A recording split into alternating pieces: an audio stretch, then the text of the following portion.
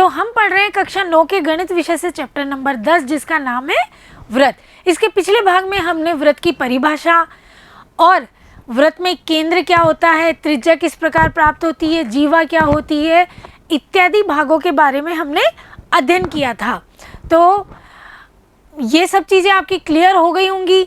उसके बाद आज हम पढ़ेंगे प्रश्नावली अपनी 10.1। जो 10.1 प्रश्नावली है वो पिछले भाग में जो भी हमने परिभाषाएं पढ़ी थी उन्हीं पर आधारित है। तो हम शुरू करते हैं अपनी प्रश्नावली 10.1। देखिए, खाली स्थान भरिए। व्रत का केंद्र व्रत के खाली स्थान में स्थित होता है। हमने पढ़ा था ये व्रत था और व्रत का केंद्र, तो व्रत का केंद्र कहाँ हुआ? यस, अभियंतर भाग में। कहाँ हुआ? अभियंतर में। तो हम किस पे टिक कर देंगे? अभियंतर पर।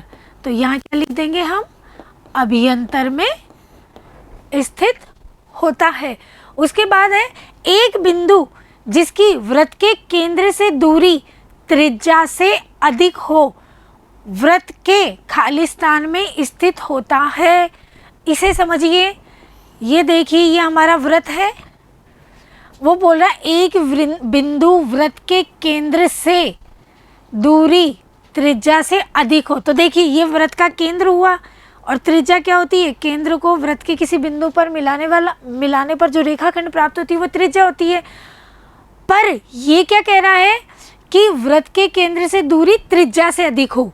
तो त्रिज्या से अधिक होगी, तो इससे अधिक होने के लिए तो व्रत जो वो बिंदु होगा वो व्रत के बाहर ही स्थित होगा, क्योंकि त्रिज्या जो होती है, त्रिज्या की क्या परिभाषा होती है कि व्रत के केंद्र को व्रत के किसी भी बिंदु पर मिलाने से जो रेखाखंड प्राप्त होता है वो ही क्या होती है? त्रिज्या होती है। अब अगर त्रिज्या से बड़ा रेखाखंड चाहिए तो बिंदु कहाँ हुआ? व्रत के बाहर। तो यहाँ क्या आ गया? हमारा बहिर्भाग।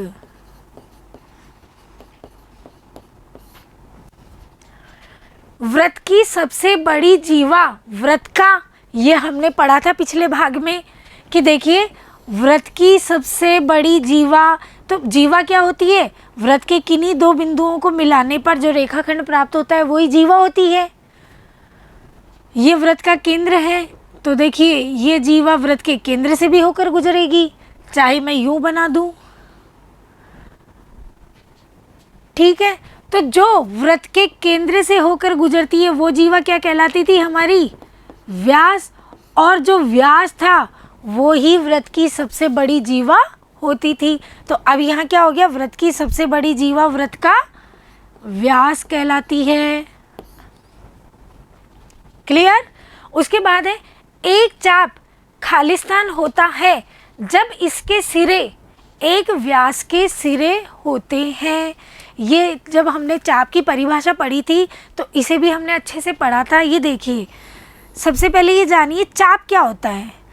चाप ये होता है कि व्रत के किन्हीं दो बिंदुओं को मिलाने पर जो वृत्तीय भाग होता है, ये वृत्तीय भाग नहीं, सिर्फ ये व्रत का भाग। और मैंने कहा था व्रत क्या होता है? जो ये लाइन दिख रही है यही व्रत होता है। और वृत्तीय भाग क्या होता है? वृत्तीय भाग जो व्रत और इसके अभियंतर का जो भाग होता है। तो फिर से समझना, चाप क्या होता है कि किसी व्रत के दो बिंदुओं और दो बिंदुओं के मध्य जो ये व्रत का भाग होता है यही क्या होता है? चाप होता है। चाप क्लियर था? ये कह रहा है कि एक चाप खालिस्तान होगा जब इसके सिरे व्यास के सिरे होंगे। ये हमारा व्रत है और ये व्यास हो गया हमारा। तो अब देखिए, चाप के सिरे यहाँ हो गए। अब ध्यान देना, ये एक चाप इधर हो गया और एक चाप इधर हो गया। भाई चाप भी तो दो प्रकार के थे, लघु चाप और दीर्घ चाप। अब इस आकृति को देखने पर हमें पता चल रहा है कि ये व्रत दो भागों में बट गया। तो हम क्या कहते हैं? एक चाप क्या हो जाता है? अर्ध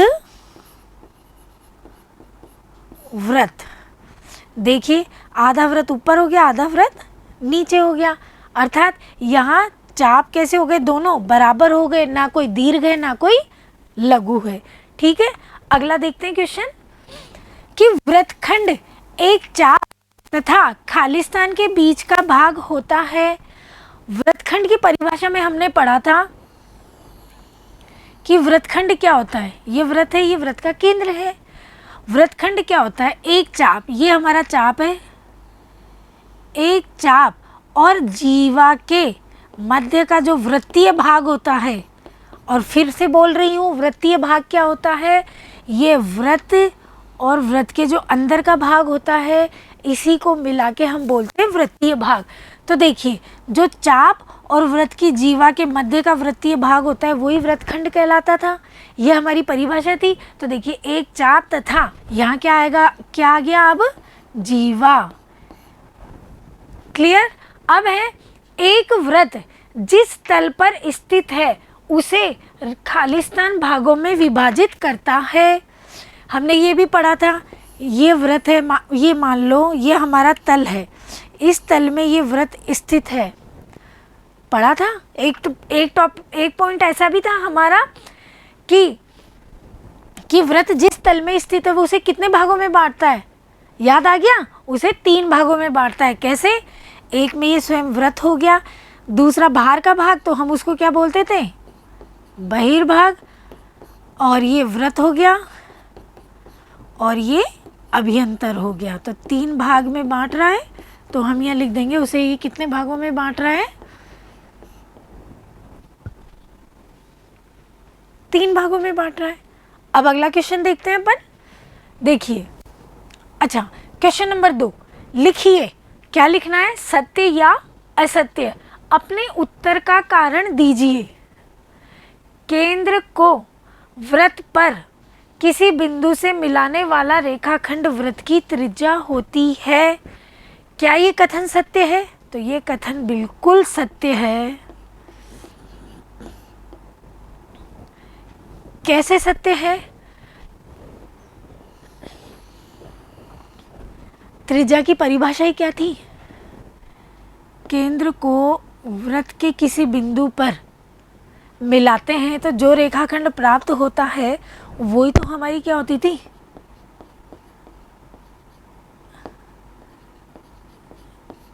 त्रिज्या होती थी। तो हमने लिख दिया ये कथन सत्य है। क्यों सत्य है? क्योंकि हम जानते हैं कि वृत्त के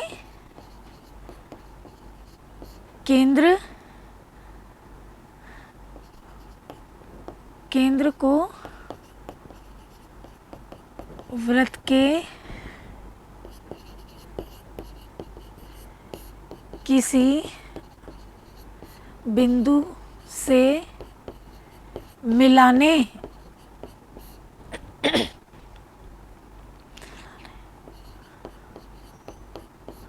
वाला रेखाखंड ही वृत्त की त्रिज्या होती है। ठीक है, ये परिभाषा से हम जानते हैं, बस यही हमने रीजन लिख दिया इसमें। अगला क्वेश्चन था, एक वृत्त में समान लंबाई की परिमित जीवाएं होती हैं, ये पूछ रहा है। पहले इस क्वेश्चन को समझना है हमको। तो अब यहाँ ये परिमित से क्या मतलब है, परिमित से मतलब है फिक्स, मतलब जिनको हम गिन सकते हैं, जिनको हम जान सकते हैं। तो ये बोल रहा है एक वृत्त में समान लंबाई की परिमित जीवाएं होती हैं। क्या ये सत्य है या असत्य?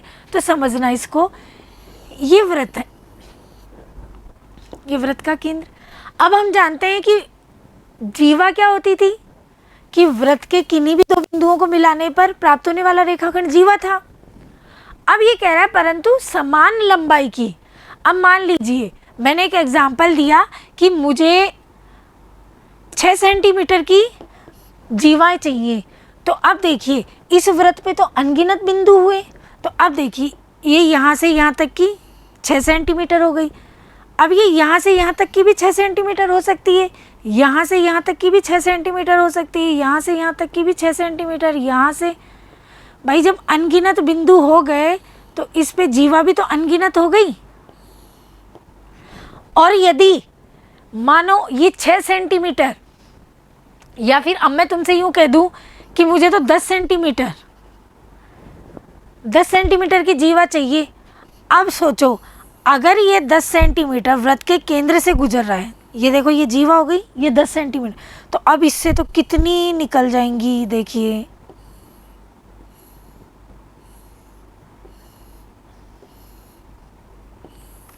मतलब कोई अंत ही नहीं होगा इनका। तो अब ये समझ में आया हमको कि एक वृत्त में अनेक बिंदु होते हैं, भाई अनगिनत बिंदु होते हैं। अब उनमें से किन्हीं भी दो बिंदुओं को लेकर हम जीवाएं बनाते जाएंगे, तो क्या हम उनको गिनना संभव है? नहीं है। तो ये हमारा कथन कैसा हो गया? असत्य। क्यों हुआ? रीजन लिख सकते हैं कि वृत्त में अनेक बिंदु होते हैं और किन्हीं दो बिंदुओं को जोड़ने पर, या फिर यूं लिखो मिलाने पर, किन्हीं दो बिंदुओं को मिलाने पर, ठीक है, मिलाने पर जीवा प्राप्त होती है। तो जब देखिए अनेक बिंदु हुए, बहुत सारे बिंदु हुए, अब कोई से भी दो बिंदु लेकर हम जीवा बनाएंगे तो जीवाएं भी तो बहुत सारी प्राप्त होंगी, मतलब अपरिमित प्राप्त होंगी, जिनको हम गिन नहीं सकते। और जबकि ये क्या कह रहा है कि कितनी जीवाएं प्राप्त होती है समान लंबाई की? परिमित, मतलब जिनको हम गिन सकते हैं, जो फिक्स होती हैं। तो ये कथन कैसा है? असत्य है, क्योंकि जीवाएं बहुत सारी खींची जा सकती है। अगला क्वेश्चन देखते हैं। यदि एक वृत्त को 3 बराबर चापों में बांट दिया जाए तो प्रत्येक भाग दीर्घ चाप होता है। अब समझना इसको, हमने चाप पढ़ा था कि वृत्त के दो बिंदुओं को, मध्य का ये वृत्त का जो भाग होता है, ये वाला देखिए, ये क्या होता था? हमारा चाप होता था। तो ये लघु चाप था और ये दीर्घ चाप था। मैंने ये भी पढ़ाया था कि लघु चाप द्वारा केंद्र पर जो कोण बनता है वो 180 से कम बनता है, और दीर्घ चाप द्वारा केंद्र पर जो कोण बनता है वो 180 से अधिक बनता है। ठीक है। अब ये कह रहा है कि यदि एक वृत्त को 3 बराबर, अब ये लीजिए, मैं, ये वृत्त है मेरा, इसको 3 बराबर चापों में बांट देती हूँ। एक चाप ये हो गया, दूसरा चाप ये हो गया, और तीसरा चाप ये हो गया। ध्यान देना,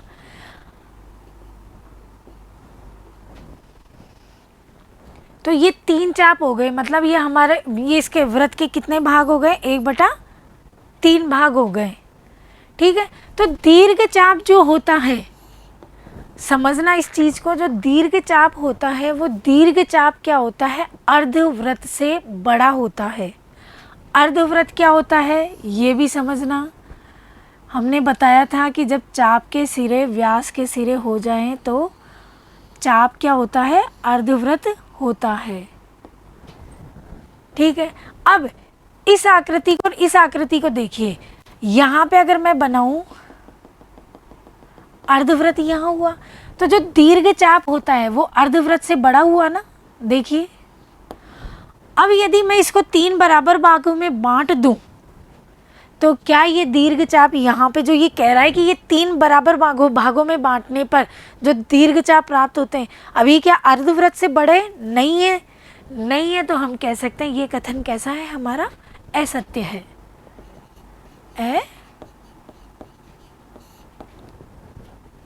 सत्य है। क्यों? क्योंकि रीज़न लिख देंगे हम इसमें कि दोनों में से कोई सा भी रीज़न लिख सकते हैं। या तो हम लिख सकते हैं कि जो दीर्घ चाप होता है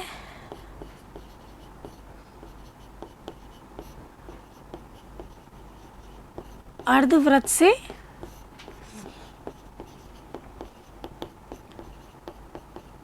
बड़ा होता है। ठीक है, अब इस आकृति को देखने पर लग रहा है क्या कि ये देखिए कि ये अर्धवृत्त से बड़ा है, नहीं हो सकता। तो दीर्घ चाप होता है वो अर्धवृत्त से बड़ा होता है। या मैं लिख सकती हूँ दीर्घ चाप द्वारा केंद्र पर अंतरित कोण क्या होता है 180 डिग्री से बड़ा होता है। और 3 बराबर भागों में बांटने पर यहाँ पे प्रत्येक देखो 3 बराबर भाग में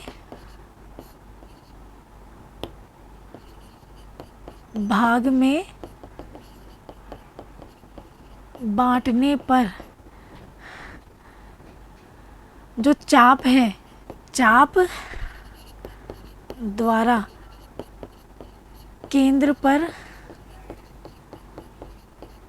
अंतरित कोण कितना हो रहा है 120 डिग्री का। ठीक है, देखिए दीर्घ चाप द्वारा केंद्र पर अंतरित कोण कितना होता है 180 डिग्री से बड़ा। पर अगर हमने इसको 3 बराबर चापों में बांट दिया तो अब प्रत्येक चाप द्वारा यूं ले लो, ये ले लो, तो प्रत्येक चाप द्वारा जो केंद्र पर बनने वाला कोण है वो कितना है 120 डिग्री का। जबकि ये कथन असत्य है, क्योंकि हमें कैसा चाहिए 180 डिग्री से बड़ा, तभी ये दीर्घ चाप हो सकता था। तो ये कथन कैसा हुआ हमारा असत्य। अब वो बोल रहा है वृत्त की एक जीवा जिसकी लंबाई त्रिज्या से 2 गुनी हो तो वो वृत्त का व्यास है। अब देखिए सबसे पहले ये देखिए व्यास क्या होता था कि वो जीवा जो वृत्त के केंद्र से गुजरती थी। तो देखिए ये वृत्त था हमारा, ये वृत्त का केंद्र। जीवा क्या होती है कि वृत्त के किन्हीं 2 बिंदुओं को मिलाने पर प्राप्त होने वाला रेखाखंड जीवा कहलाती है। और ये जीवा यदि केंद्र से गुजरती है तो वो ही व्यास कहलाती थी। ठीक है, और त्रिज्या क्या होती थी वृत्त के केंद्र से इस वृत्त के किसी बिंदु को मिलाने वाला रेखाखंड, ये त्रिज्या होती थी हमारी, ये जीवा थी हमारी। और व्यास ही सबसे बड़ी जीवा है, यही सबसे बड़ी जीवा थी। पर अब देखिए ये तीनों चीज समझा दी। अब वो बोल रहा है कि वृत्त की एक जीवा उसकी जिसकी लंबाई त्रिज्या से 2 गुनी हो। तो देखिए ये हमारी त्रिज्या है, ये त्रिज्या दुगनी हो गई तो ये हमारे को जीवा प्राप्त हो गई, तो ये जीवा प्राप्त हो गई तो यही तो वृत्त का व्यास है। तो हम कह सकते हैं ये कथन कैसा है सत्य है। क्यों है इसका रीजन लिख सकते हो हम कि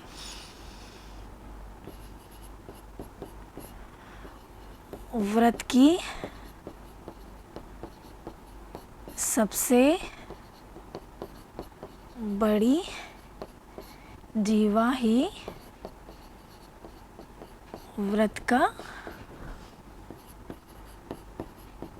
व्यास होती है। देखिए और व्यास क्या होता था, ये केंद्र से गुजरती थी और ये त्रिज्या की। और व्यास क्या होता है, व्यास त्रिज्या का दुगना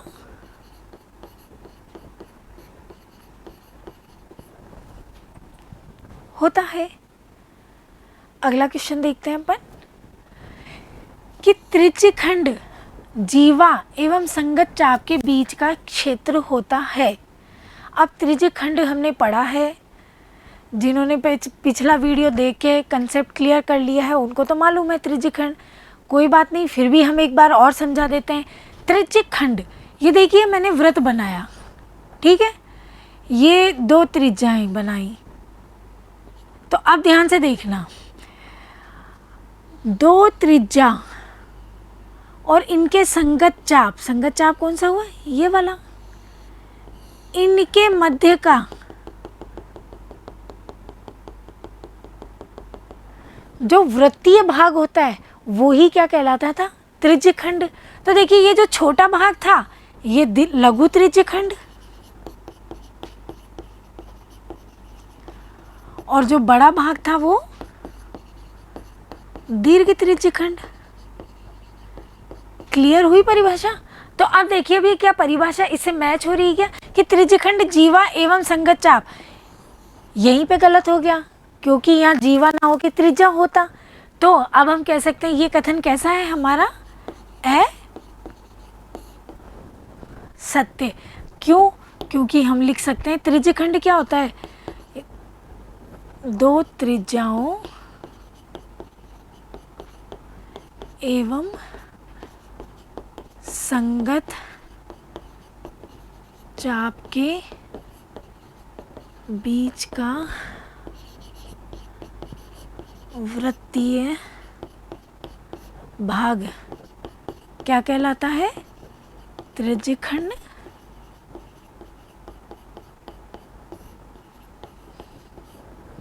कहलाता है। क्लियर है? तो ये कथन असत्य हो गया। अगला है हमारा, वृत्त एक समतल आकृति है। तो देखिए सबसे पहले ये देखिए समतल आकृति क्या होती है। समतल आकृति वो होती है 2D आकृतियाँ, और 2D आकृति क्या होती है, जिनको हम अपने कॉपी पेन पर बना सकते हैं, मतलब पेन से कॉपी पर बना सकते हैं। जैसे मैंने कहा वृत्त, ये लीजिए बना दिया, ठीक है, सिंपल ही था। तो वृत्त एक क्या है, समतल आकृति है। देखिए इसके बारे में ये 2D या 3D हम बड़ी क्लासेस में जाते हैं जब पढ़ते हैं। अभी सिर्फ हमको ये ध्यान रखना है कि जिन आकृतियों को हम पेन के द्वारा अपनी कॉपी पर बना सकते हैं वो कैसी होती हैं, समतल आकृतियाँ होती हैं। अब आप कहोगे कि मैडम आकृतियाँ तो सारी इसमें बन जाती हैं इस पे कॉपी पर, तो ऐसा थोड़ी ना होता है। अब मैं बोलूँ ये वृत्त है, वृत्त हमने बना लिया। अब यदि मैं बोलूँ जो एक बॉल होती है, क्रिकेट की गेंद होती है, तुम उसको बनाओ, तो तुम कहोगे ये लो मैडम बन गई। ये नहीं है। क्यों नहीं है? क्योंकि अगर हम प्रॉपर बॉल बनाएंगे, क्योंकि तो वो कैसी होती है, इस तरीके की गोला होता है वो, ना कि वृत्त होता है। और जबकि वृत्त क्या होता है कि वृत्त, जैसे एग्जाम्पल से बताऊं तो वृत्त होता है साइकिल का पहिया, और जो गेंद होती है वो होती है हमारी गोला। तो ये गोले जो गोले में जितनी भी आकृतियाँ आती हैं वो 3D में जाती हैं, और ये हमारी कैसी आकृति हुई, समतल आकृति हुई। तो हम ये कह सकते हैं ये कथन कैसा है हमारा, सत्य है। इसमें रीज़न लिख सकते हैं, क्या रीज़न लिख सकते हैं, एक तल में स्थित सभी